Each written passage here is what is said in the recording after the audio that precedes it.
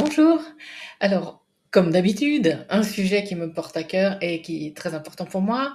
Aujourd'hui, je voulais évoquer le handicap invalidant. Alors, c'est vrai que invalidant, c'est très peu évoqué, étant donné que c'est souvent associé à un handicap invisible.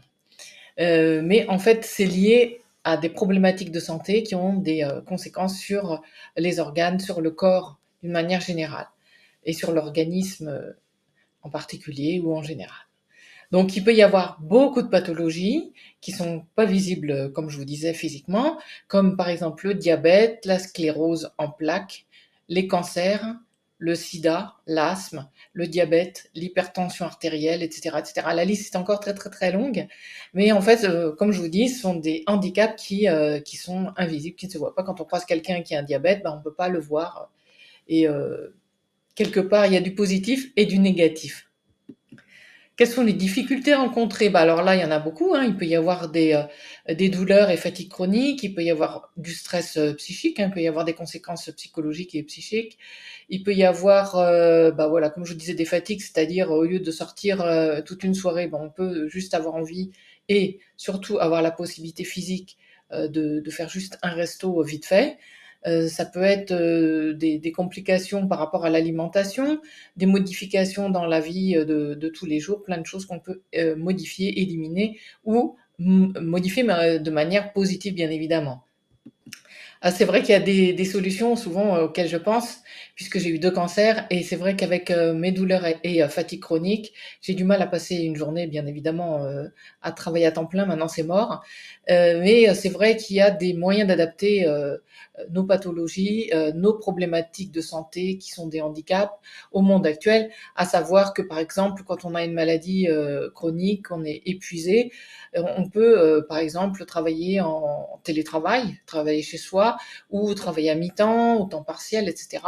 Ça peut être aussi, comme je disais tout à l'heure, réfléchir, je pense au diabète, réfléchir peut-être à sa manière de consommer de l'alimentaire, sous quelle fréquence, quel type de produit, etc. Donc il y a des possibilités d'adaptation, mais il faut bien évidemment les chercher. Parce que les soignants, normalement, nous donnent quelques pistes, mais pas toujours. En tout cas, dans le monde dans le quotidien, c'est pas évident d'avoir des aides. Ce handicap, en fait, est reconnu par la MDPH et donc vous pouvez bénéficier de prestations qui peuvent être la RQTH, qui est la première, je dirais, la principale. Après, il peut y avoir l'allocation adulte handicapé, plein d'autres possibilités. Euh, qui sont plus ou moins à votre demande et qui correspondent à aussi une adaptation. Ça peut être aussi travailler dans un établissement, une entreprise adaptée par exemple. Donc vraiment, ça dépend de votre besoin et de jusqu'où vous êtes capable d'aller dans votre quotidien. Pour être honnête, et ça fait partie de mes colères, la société, je trouve que la société n'accepte pas et ne reconnaît pas les handicaps invisibles. C'est ça, un gros problème, puisque quand on ne voit pas, ah ça y est, t'es guéri. Non, arrête de dire ça. C'est pas parce qu'on est debout devant les personnes qu'on est en forme et qu'on n'a plus de problématiques de santé. Donc, il y a vraiment, je trouve que la société n'adapte pas sa manière de faire, que ce soit au niveau professionnel. Les employeurs, bon bah, ne sont pas trop pour le mi-temps, par exemple, ou alors les adaptations matérielles, si ils peuvent, et puis il y a des obligations légales, mais bon, ça met du temps, etc.